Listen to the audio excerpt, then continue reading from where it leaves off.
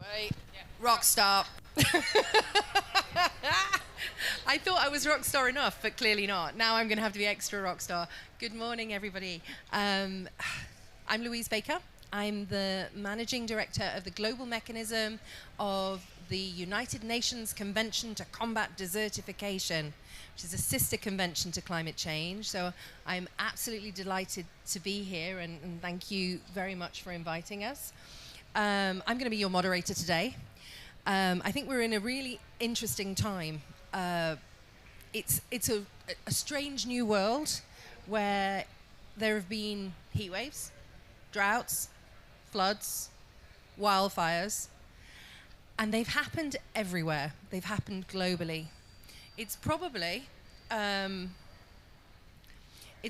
unique moment where people in all parts of the world are beginning to understand the extreme conditions people in the Sahel are living in and dealing with every day, and not just surviving but thriving in every day.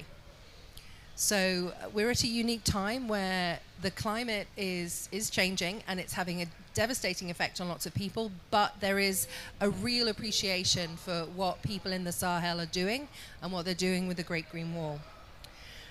Today I'm going to be asking the question whether nature-based solutions can create the necessary resilience for ecosystems and, really importantly, for communities in the Sahel's Great Green Wall.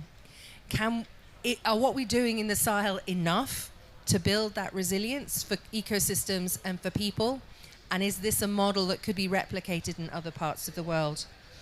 To better understand the context of what's going on in the Great Green Wall and the countries in the Sahel, I'm delighted to introduce our first speaker, Elvis Tangham. But just before I do, Elvis, just to translate what nature-based solutions are so that we're all on the same... Is that my fault? No, okay, cool. It's normally my fault, rock star. To translate what nature-based solutions actually are. And what we're meaning in this context is the sustainable management and use of natural resources, features and processes to tackle socio-economic challenges. So, Elvis, can you give us some of the context in the Great Green Wall, please? Would you tell us about the history, its origins, the vision? Yeah, you be a rock star as well. Thank you. C'est bon? Okay. I prefer to stand, okay? I hope you do not mind. I prefer standing. Yes, yes, good morning, everyone. Bonjour à tout le monde. I am Elvis Paul Tangham. I work for the Africa Union Commission as the coordinator for the Great Green Wall program. You said nature-based solution and the Great Green Wall model. Is it what we should follow? Is that the question?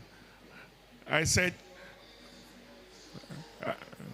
I would say, yeah, the Great Green Wall model and nature-based solution is what we should be doing.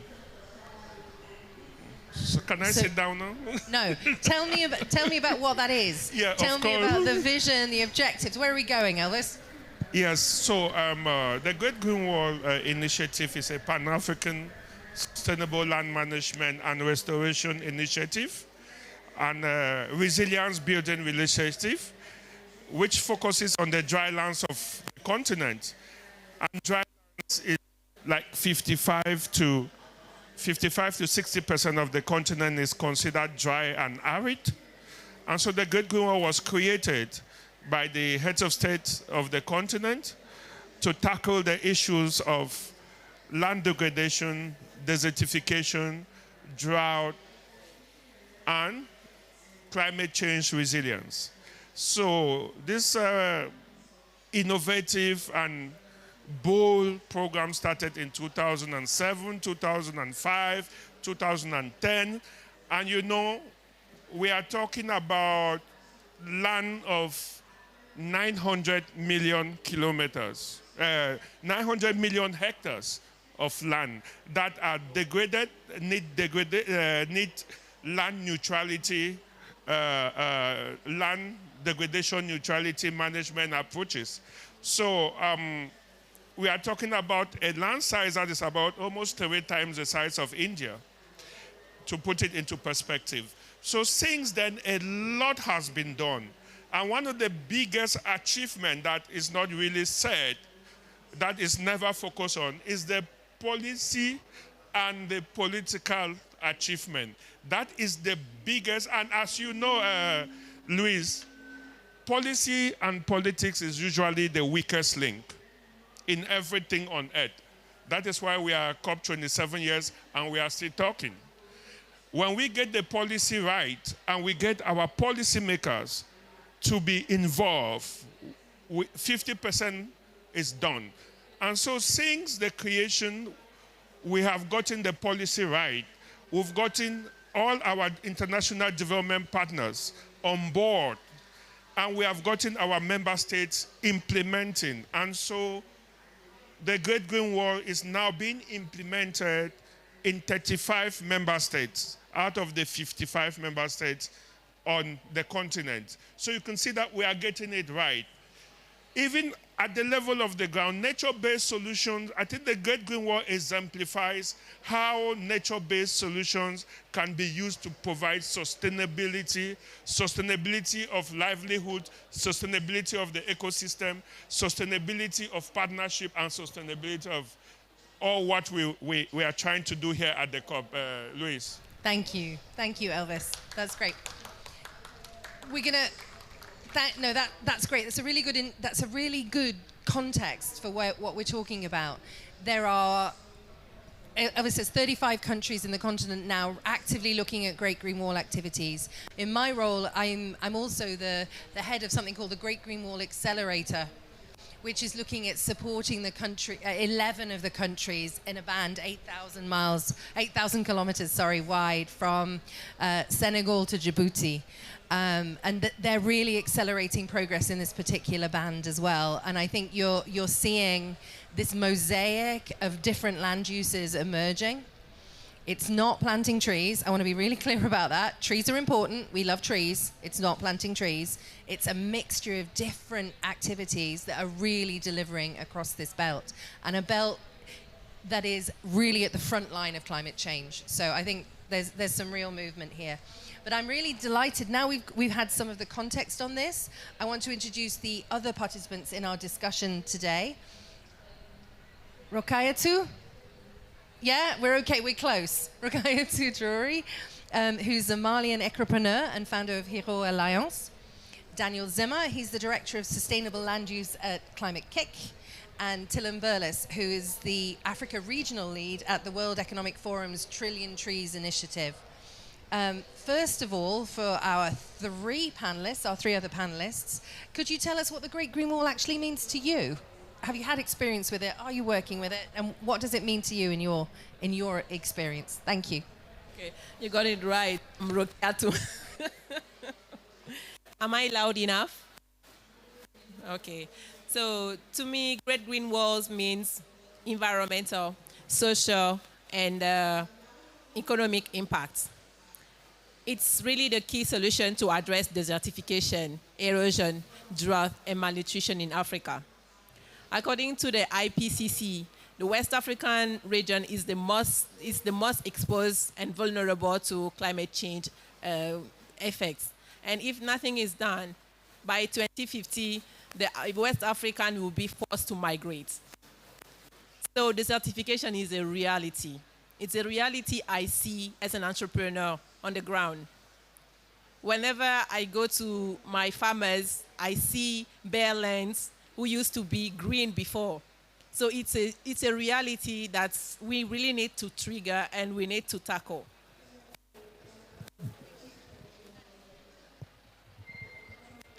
So good morning, everyone. Do you hear me well? So I'm Daniel Zimmer, working at Climate Kick. So Kick means Knowledge and Innovation Community. So we are working in Europe and more so in Africa and in developing countries on innovative solutions. Most of the time, systemic innovation solutions, so solutions that take a holistic approach to transform entire systems. And so when I remember when I first heard of the Great Green Wall, I was really impressed because I felt that this is really a project that humanity needs to be proud of, just reversing, not only combating, but reversing desertification at the scale of an entire continent. I thought this is really something that humanity entirely should be really focusing on. It seems to be so important. I remember we started to discuss with Elvis what can we do, how can we work together on this. So for me, the Great Green Wall is one of the great iconic projects that humanity needs to deliver in the coming decades, because it is really something that can change the life of millions of African people, can change also the way humanity is able to deal with big issues and regenerate also our planet. Thank you. When I think of the Great Green Wall, for me, the first thing that comes to mind is visionary. It is possibly one of the greatest visions for a restoration project in the world, in one of the most challenging contexts in the world, in one of the places that needs it absolutely the most. So really, the Great Green Wall vision is extraordinary. It's also very ambitious. And for me, that's a very inspiring vision to be working on and supporting.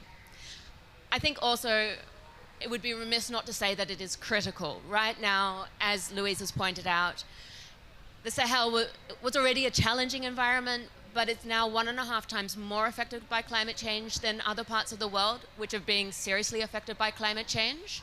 And that situation can only get worse without a concerted effort to make things better. So for me, the Great Green Wall is something that really we can rally behind, and it's so fantastic for me working with communities of people who are extraordinarily innovative, dedicated, and really working so hard to make this a reality. And so I'm proud to be supporting the Great Green Wall.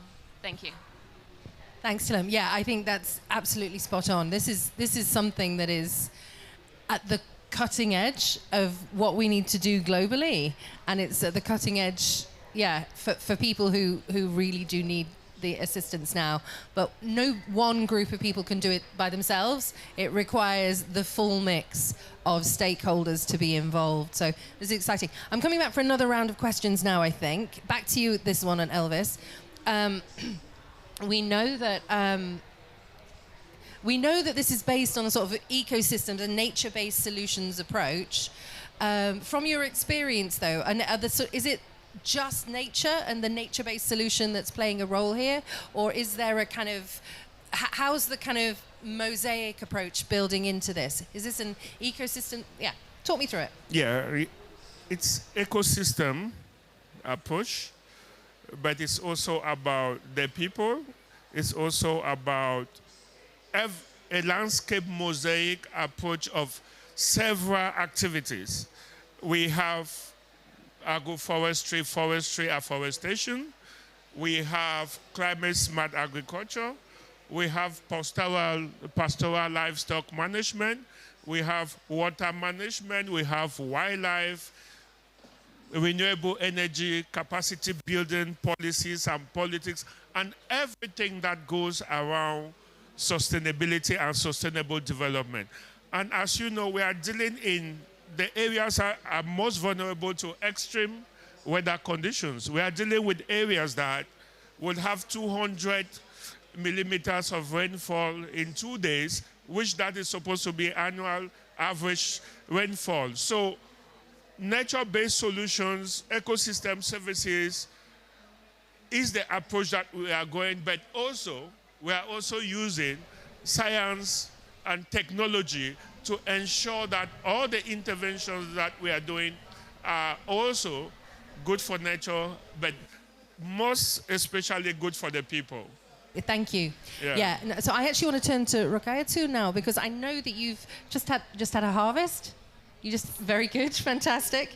Are you seeing any benefits in terms of ecosystem resilience? Are you seeing any benefits? Absolutely. Go through that.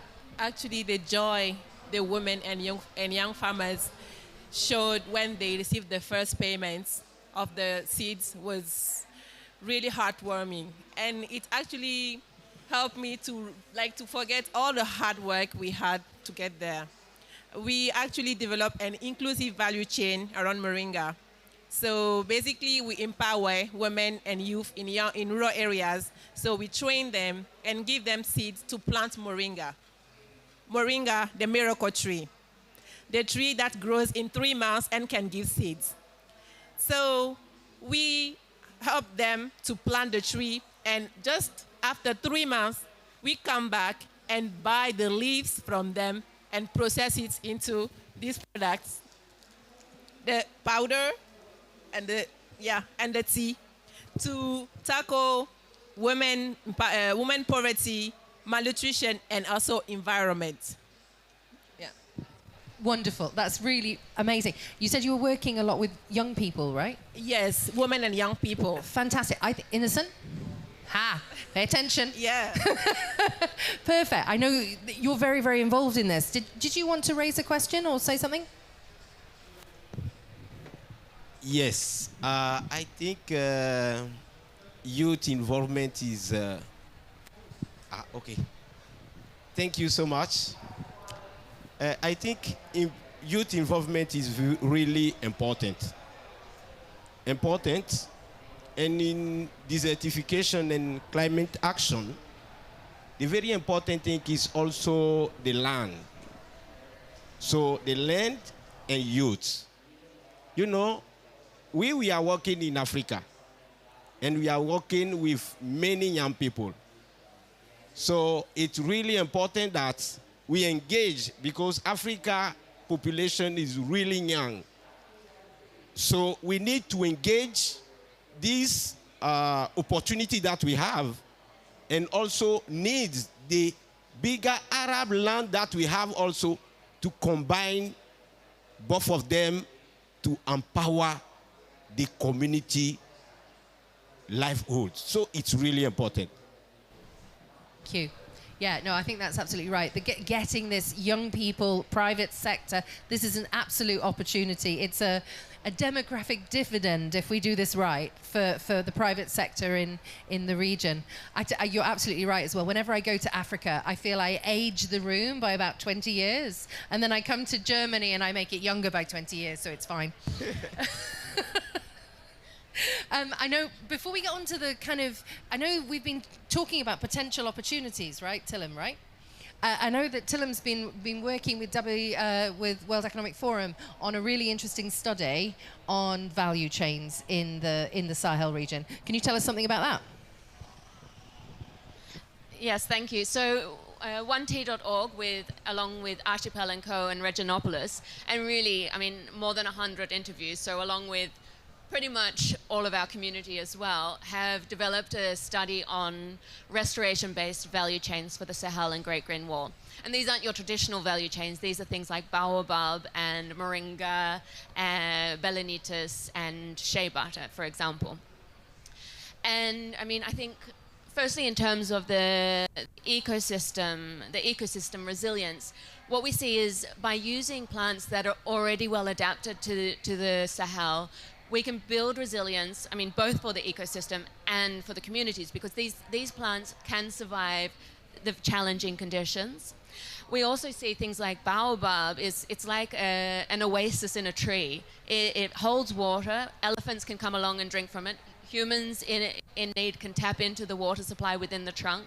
So we see some of these plants, I mean, each one is unique and has really special benefits, but they build resilience because they have these special properties. They also have nutritional properties. So moringa is not just fantastic from a market potential, but it's also nutritional. So the communities growing moringa can also improve their nutrition through teas from the leaves, for example. I don't know, maybe that's enough of a start for now, so I'll hand back. And it's definitely a question that I've always had, that I think these are crops that are incredibly suitable for now in the market. They don't have enough of a market domestically within the region, and there isn't the market really developed at all for these foods in other parts of the world. But that I'm hoping, is something that really has got legs, as we would say, that this is something we need to run with, because this is something really quite unique from the region, with huge potential for youth business development, for business development generally. It's a sort of a really positive story coming out of the region that's regenerative and has the potential to make income for the people. Okay, did you want to jump in? I just wanted to add that the moringa market is projected to reach $10 billion by 2014. Wow. 2024, actually. 2024? 2024, like next week? Yes. Yeah, wow. Next week, actually. Yeah. Okay, so we're not talking about small change here. We're talking about serious opportunities in the region. I know that we wanted to kind of... Daniel, did you have anything else to add at this point? Otherwise, I want to open it up. Do you want to add something? Yeah, we talked a lot in preparing also this session about so the importance of the resilience of nature, but also the resilience of communities. And I would like to insist on the importance of making them work together, nature and the communities.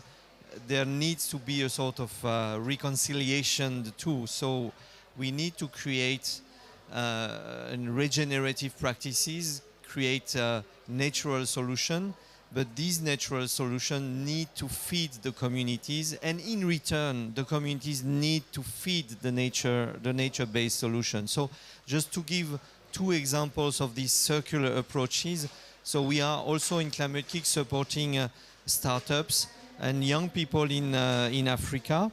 And we supported recently in Ghana a young entrepreneur developing biochar from waste material in the cities.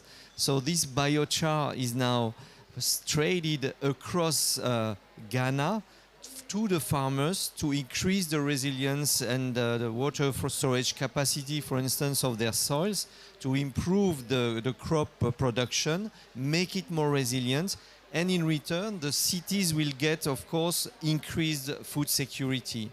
And a second example is a project that we are working on with colleagues in the room. I don't know yet all of you, but with FAO, called Vivre in Sahel, where we will create circular also approaches between the cities and the rural areas, and try to connect again the two and improve the nature-based solutions in the rural areas with the Great Green Wall in partnership, and the resilience through nature-based solutions also in the cities, and ensure there are value chains that connect the two.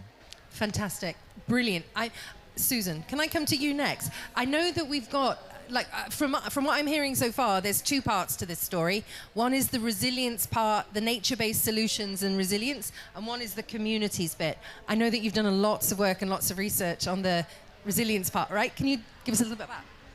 I'll stand up.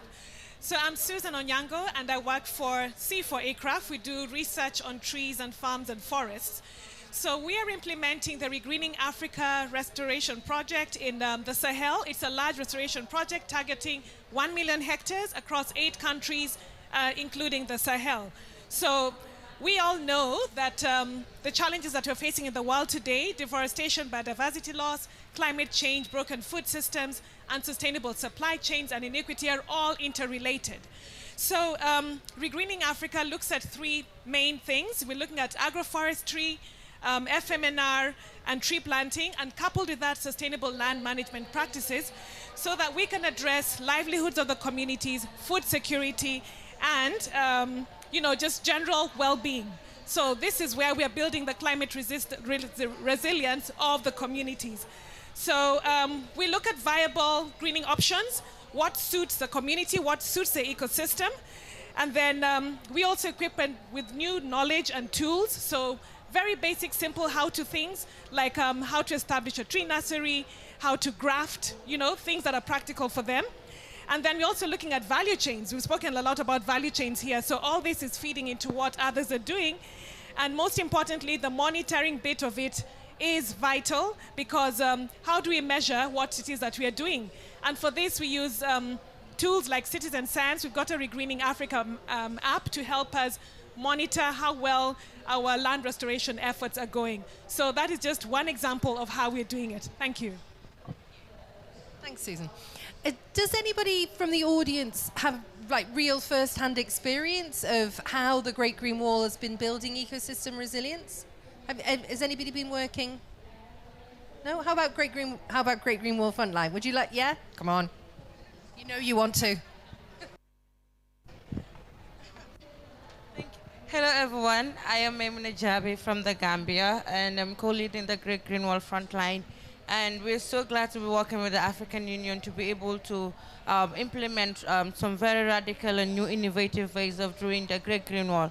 And I would just summarize it in 3 points because we're doing a lot and we've been so glad to be able to have this success within the 2 years, and mostly because of the community's participation and commitment to the front line.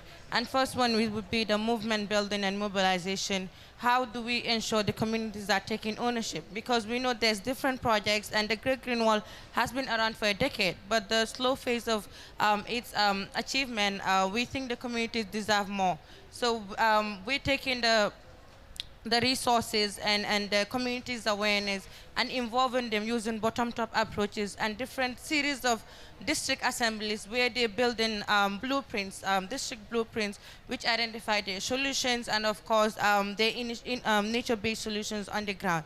And secondly, the fundraising part, because we know at COP we're talking about financing. How do we bridge these gaps between communities accessing finance and even their capacities? Because we know the literacy level is very low with farmers and lead community actors. And when projects come, they're requested to really apply and write proposals.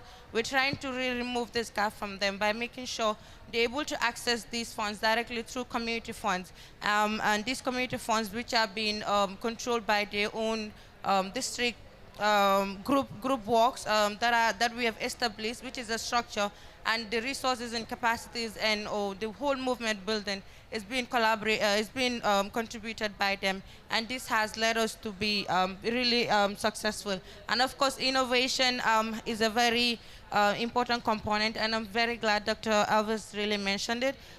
We have women that are losing their rice farms. We have people losing their farmlands to deforestation, salt intrusion, which is a major problem for us because we have more than 10 kilometers of 100 kilometers of the ocean. So it's really coming into a river, and our country is divided by the river. So the fresh water is being pushed back by the salt water, and this is leading people to lose their food supply and, of course, their economic empowerment. So how do we explore other options of planting different species that could be able to survive in these lands? Because right now, as we're speaking, they have been abandoned.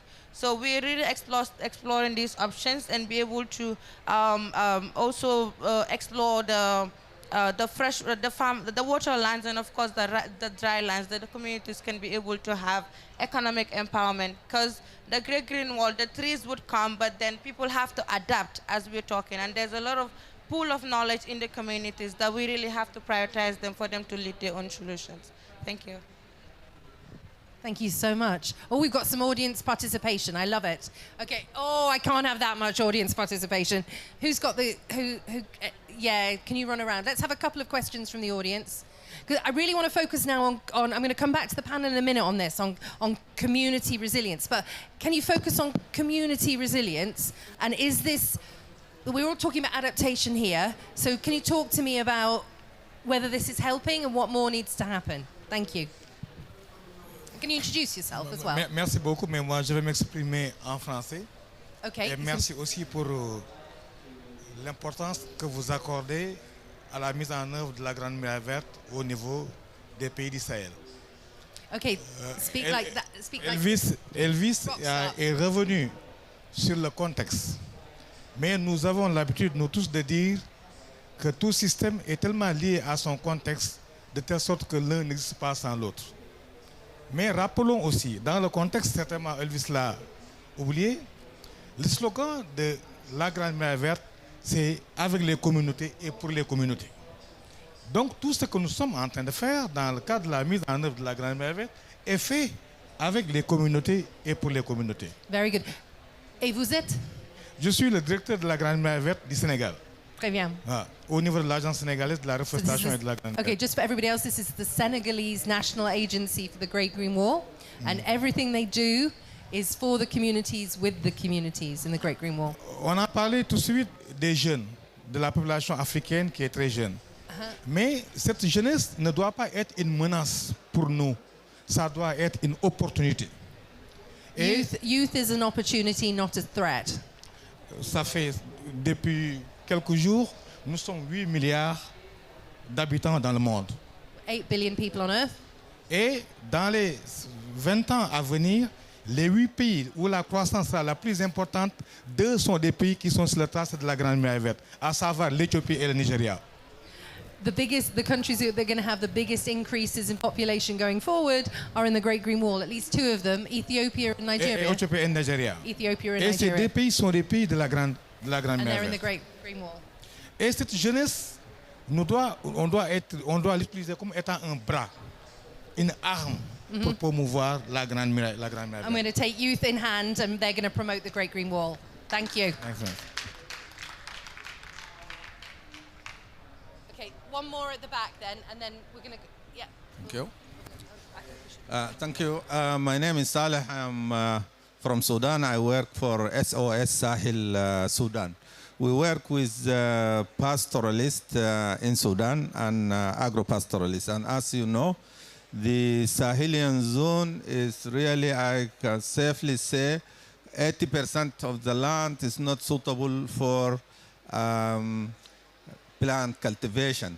So we advocating for animal production in the traditional way. People benefit from the forest and also for the animals. We have the problem of policies that is still farmers increase on the arid land, which is really increase the deforestation. So we promote the pastoral mobility on the Sahelian zone. Thank you. I want to talk to you afterwards. Find me afterwards. We've got an international year of rangelands and pastoralists coming up. We need to talk. Okay, I'm coming. We keep going, yeah, around towards the back. We're going to try and make this. Thank you so much for the excellent presentation. I'm Alphonse from Kenya. And it is exciting how Great Green Wall actually evolved from just planting trees from the west coast in Senegal to Djibouti to become a mosaic of a lot of interventions addressing people's livelihoods. And I think talking about implementation, Great Green Wall is already doing what this COP is already trying to achieve. So when it comes to now extending downwards to the SADC region, we've been really trying, especially to have Kenyan government as part of the Great Green Wall as well. Because Kenya right now, we are talking of worst drought in 40 years. And that's imperative if we have to, address challenges that are facing our people on the front lines. And in Kenya, the place I come from, the southeastern part of Kenya, is actually having a lot of baobab trees. Sorry. and these trees that we are talking about, dryland value chains we are trying to create, we try to ensure that we have women and young people processing baobab powder and oil right from in the middle of the village. And then, as you are saying, create local market for them because of the malnutrition issues that we are facing in remote parts of Africa.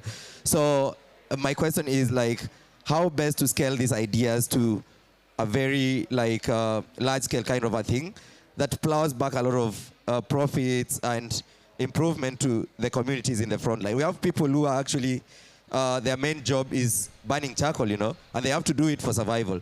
So if we have to transition to reducing the appetite for timber forest products, then we need to create these non-timber forest products value chains. Thank you. You're so right. You need to talk to Tillam and to Rukaito afterwards and read this report. It's brilliant, and we need to totally in agreement with that.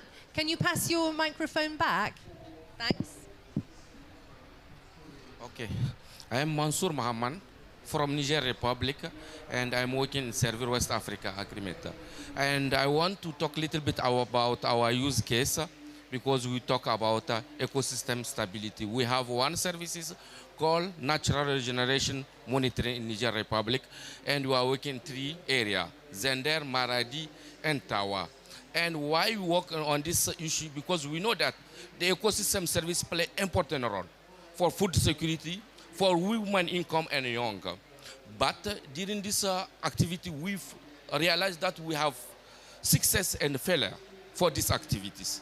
And now we are trying to develop model and collect socio-economical factors and to see where we have success, where we have failure, and why is failure here, why is success here, and in order to improve this. Thank you. Brilliant. Brilliant, brilliant, brilliant. I think it makes the case and it proves the value of the ecosystem services. Yes, 100%. Wonderful. Sir. Good morning. Good morning, Louise. Thank you. My name is Jeff Griffin. I'm with the Food and Agriculture Organization. I wanted to just say a few words about a GCF proposal we're working on for the Great Green Wall, if you don't mind. Just 90 seconds? Maximum 90 seconds. Okay, 60. So it's scaling up resilience for the African Great Green Wall. It's focusing on 8 countries, Burkina Faso, Chad, Djibouti, Mali, Mauritania, Niger, Nigeria, and Senegal. And nature-based solutions are a key part of the design process. We're in the middle of designing this process. We're engaging with all the relevant authorities in all those countries. And just wanted to let people know about this. And we're already in each country working on this. We'll be also supporting all 11 Great Green Wall countries as part of an umbrella program to support land degradation restoration monitoring as well. So it's an initiative that's very much part of the discussion today. Thank you. Absolutely. And I think it's an interesting point in that there is money available for the Great Green Wall in the way that somebody said that the Great Green Wall is doing what this COP is supposed to be doing. It's true, actually. If we can scale this up and make this work, we prove not a point to everybody. The other interesting thing is the money is coming. It is flowing for the Great Green Wall. People are interested in investing. It's happening. We've just got to deliver it. It's definitely a question of delivery now, but thank you so much. It's a $150 million grant proposal. Yeah, fantastic. Wonderful. I'm looking at Tillum. What am I going to do? I'm going to come... All right, I've got one more question from the floor, if there's anybody else with a burning question here at the front. And then I'm going to come back to the panel for some wrap-ups on what you heard, yeah? Fantastic, thanks. Thank you very much. So my name is Dr. Osman. You can hear me, right? Yeah, so my name is Dr. Mohammed Osman from Somalia. I am the National Economic Advisor to the President, but I'm also representing our Minister, Khadija, who couldn't make for other engagements. So I heard a lot of good stuff. Everything you look at, innovation, policy, research, value chains, a lot of stuff are going on. But I want to pick it up from where Kenya ended. I think Somalia, the Great Green Wall, starts all the Sahel and it ends to our borders, right to Ethiopia. And I think part of why we're here is to really see how generous the Great Green Wall or how flexible it is to be extended to Somalia. A lot of the stuff and the issues you talked about are relevant in Somalia, and I think FAO is a major player in Somalia. I see SWALIM, Somali Water and Information Land. There's a lot of data that could be helpful in that process. My question is around the issue of conflict, and I know the entire Sahel region is not everywhere. It's not like Gambia or Senegal. There are areas that are critical. So I want to hear from the audience that part of security aspect and how they are dealing with the wall and how resilient it is to conflict situations and settings. Thank you so much. Okay, I'm actually going to... Extension and conflict. Can I go back to the African Union? I'm going to put Elvis on the spot now. Yes, thank you very much, Luis, yes.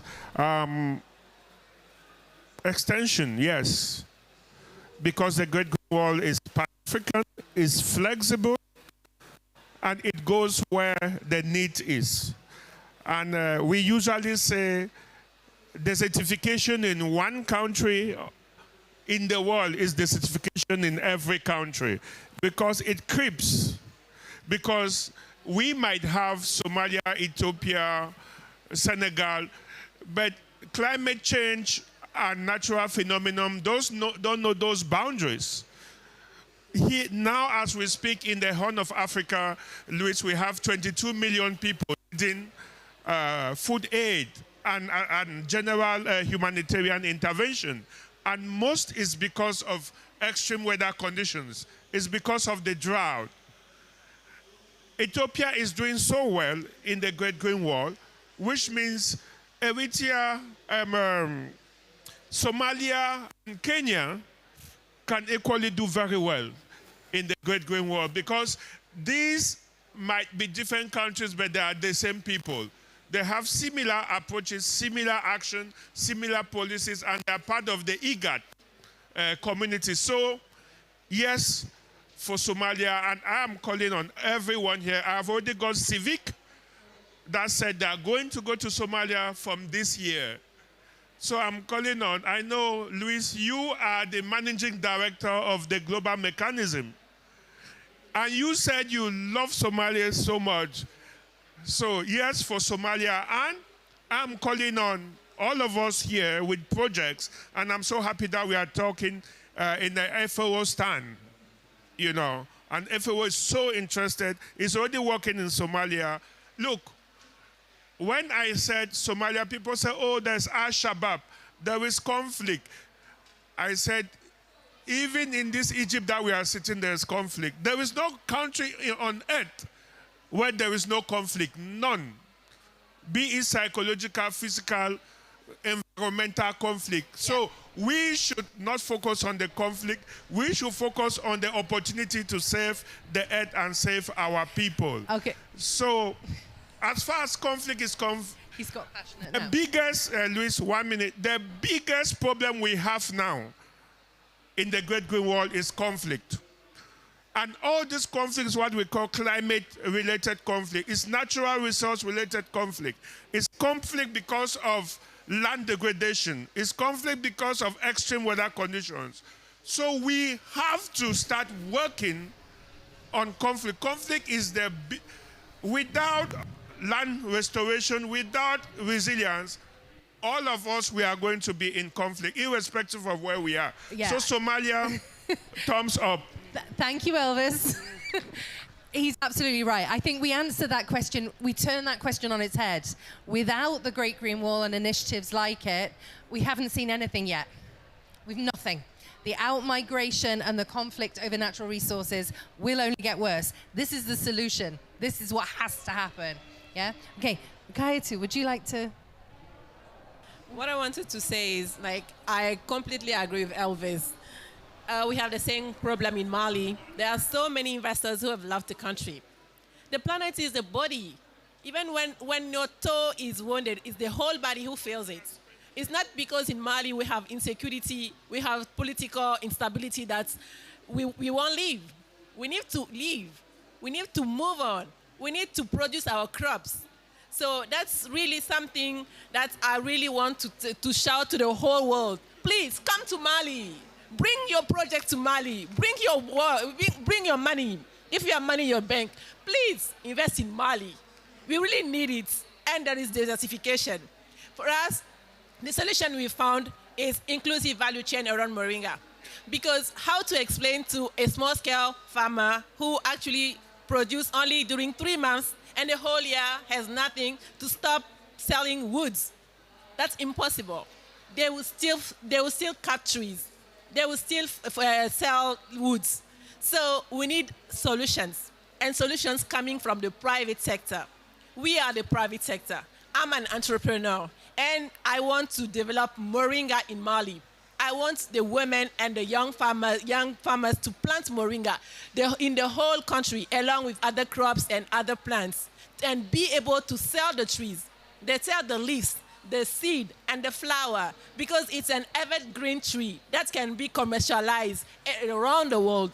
We are processing the leaves, the seed, and all the flowers, and to tackle malnutrition. Please, please, please invest in us.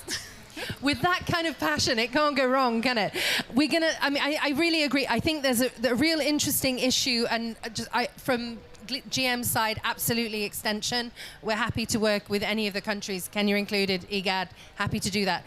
The idea of de-risking and kind of making investors comfortable is something that is taking on a definite kind of urgency in terms of making people feel comfortable, but it has to be led by local entrepreneurs.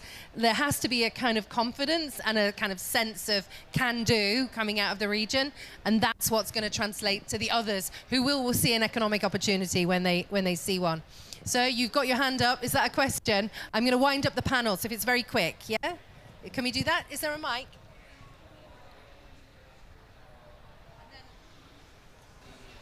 Albus knows what I'm going to say, so he doesn't need to listen. When I was at USAID, they came with the Great Green Wall. This is 30, 35 years ago. And we planted trees, we had some success. And it only had to happen once, but it happened 100 times. The women worked hard, the children kept the goats off the seedlings, they planted the trees, it showed up green in the aerial photographs. And then a man, we talk about men and women in our country, a man with well-connected came and said, "Thank you, ladies, for making my sand dune green." And the planting stopped. And we never hear about this. The room's full of women. We never hear about how many countries women can own agricultural land. They can own urban land, agricultural land. We never talk about that. Okay, I'm good. I'd love to talk to you about this afterwards. Actually, at UNCCD,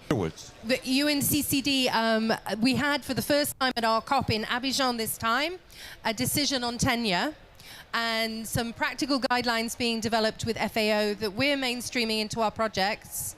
Tenure is a rate limiting step for everything. Access to land and access to productive resources is an absolute prerequisite, and for women in particular. And it disappears, particularly when their husbands die, actually. It's something that's very much at the heart of what we're trying to do.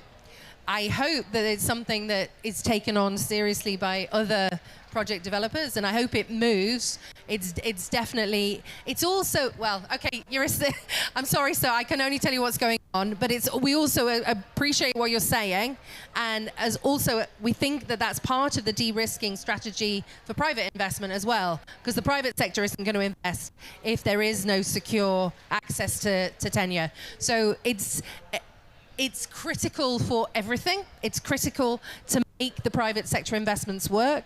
It's critical for equity for women and men. Entire agreement on that, completely. I'm gonna come, oh. Okay, Tillem was shouting at me about keeping time. I'm rubbish at it, go ahead. Yeah, I'll be very quick. It's very important that we are here sharing our knowledge. My name is Tirza, I'm representing Israeli forests. You probably know Israel also used to be a desert, and most of the trees you see there are hand-planted. And we're here to share our knowledge and experience, and we have projects with 55 more countries, and we are open for cooperation. And we already talked to Raquel about this. And it's so inspiring that communities are engaged, and I can see so many women here. Yeah. Hello. I totally agree. Just coming up, in fact, the UNCCD and the Israeli Innovation Institute, Desert Tech, have launched a project recently, and it's open at the moment for Great Green Wall countries, for the Sahelian countries, to apply to develop specific technologies that work in Sahelian countries. It's a really, really exciting project, and the Israelis have promised me I'm going to get bankable projects at the end of it that we can go for financing. So have a look at that, check that out. Fantastic. I'm going to come now to Daniel and to Tillem to try and close us up because we're running out of time again.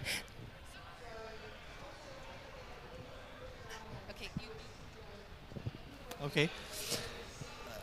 I think, first of all, I like very much the energy in this panel. It shows that there is momentum, that there are people willing to act, and I think this is very, very good and refreshing also. Action is needed. I would like to come also to one word, which I think when something that is behind everything that we are discussing here, which is risk. And Louise, you mentioned de-risking. I'm always surprised that in the financial sector, risk is seen mostly as a sort of financial issue, but risk is something that is everywhere. We hear about conflict, we hear about climate change, we hear about resilience. All this is about dealing with risk. And I've been working a lot with smallholder farmers in Tanzania. And in fact, what we see is that risk is everywhere. Is getting the right seeds on time, is being able to get the right input, to be able to sell the harvest. So for all this, we need to have a holistic approach to risk, understand if we want to implement any new incentive, where are the risks that needs to be taken into account for the actors. And taking a holistic risk approach or de-risking approach is really essential, because at the end of the day, if we don't manage risk properly, people will not be able to take risk. And so for me, this is one of the things that I've been learning working with smallholder farmers. And I would like also with entrepreneurs, it's very important to deal with this issue in a holistic way. We're now sort of running into Somalia's closing remarks time, and we're sort of trying to keep to time. So I will keep it really brief and just say we have the vision. The Great Green Wall is the vision. We have the innovative, passionate people to work on it, and now we just need to work together and make it happen. And Somalia, would you like some closing remarks? Thank you. Thank you so much. Well, a gentleman is showing up in the place of Khadija. I wish she was around, more brilliant, powerful than I do. But just to make the closing remarks, I think we appreciate everything we heard from private sector. That's who we are. I like the private sector.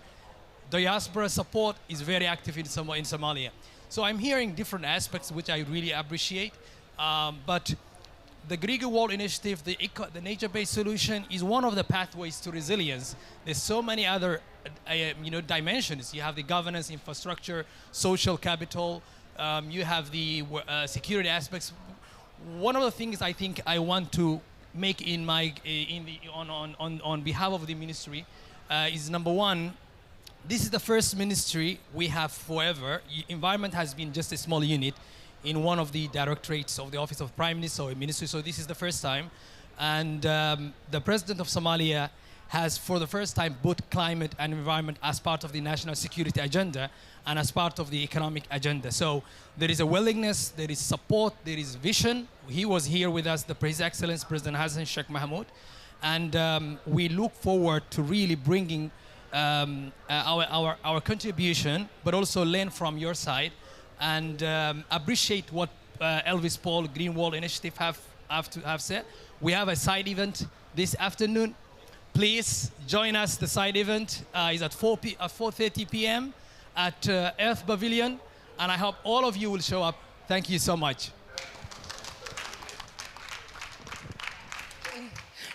Not sure I could say anything more than that. That sums it up better. Thank you so much for being here. You're all kind of now part of Team Great Green Wall.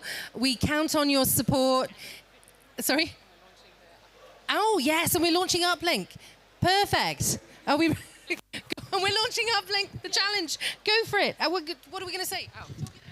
So we've been talking about the need for entrepreneurs, and we've seen how wonderful the work that Rokiatu is doing, who's one of our 1T.org's 2022 Uplink Challenge top innovators.